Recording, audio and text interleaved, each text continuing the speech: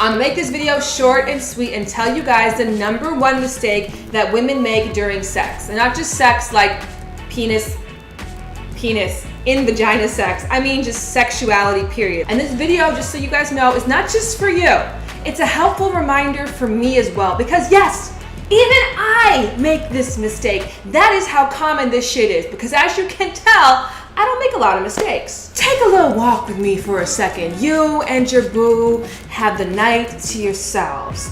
You call them over, you have everything prepped. They come over and you are already excited. So excited the neighbors could come over for a swim if they wanted to. But no, tonight is just between you and them. You get to making out. Everything is great and it's groovy. They strip your clothes off, you strip their clothes off. Then they have that moment where they stare at you and they look at you and they really, really look at you. Their eyes on your body and you find yourself verbally vomiting out, "I know, I haven't been to the gym in a long time. Don't try and stare at my rolls too hard."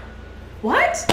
And like I said, this is my issue as well too. For me, I'm not very abundant in the assets department, and what I think I lack in fun bags, I make up for with a hell of a good time and my fun personality, but still nonetheless, when I am intimate with somebody or when someone's complimenting my body, period, I feel the need to bring up the fact that I get it. I don't have an ass and I have an A-cup chest. I fucking get it. Because in our minds, the only thing worse than an imperfect woman is a perfectly delusional ass woman. Don't get me wrong, I 1000% get why women do this. We've been doing this for ourselves as a coping mechanism ever since we bought our very first magazine, comparing our bodies to the bodies that are put on display and a pedestal by media and society, and very few of us, if not really any of us, measure up to what that is. So we think that making jokes, passive-aggressive comments, and unnecessary disclaimers about the fact that we don't compare to the Kardashians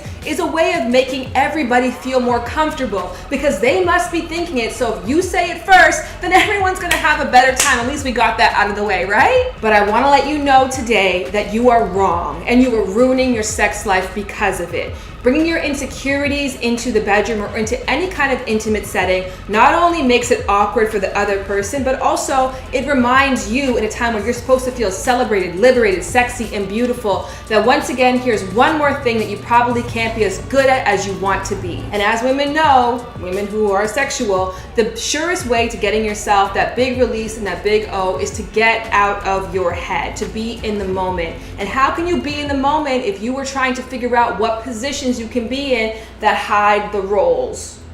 Lastly, a tip for everybody. If you want your partner to be free, sexy, fun, and spontaneous in the bedroom, you cannot, under any circumstances, criticize them for what they do or how they look during sex, period, ever, point blank. Wrap that shit up, FedEx it overnight. I don't want to talk about it ever again. You can give pointers, you can give guides, you can tell them what you like, but don't ever make fun of them for something that they did, wore, said, or looked like during sex. It already is hard enough as it is to free up in that space. When you start creating that little demon in their head and feeding that shit some food, it gets even bigger, and there is no space in their cranium for anything else other than self-doubt. Point blank, period. If you're having sex with somebody who has broken any of these rules, you better stop that shit right now, because they don't deserve you and all of your great infinite power and beauty. So do yourself a favor, have better sex by feeling better about yourself and giving that energy to the person that you're sharing your fucking awesome ass body with. Pow pow.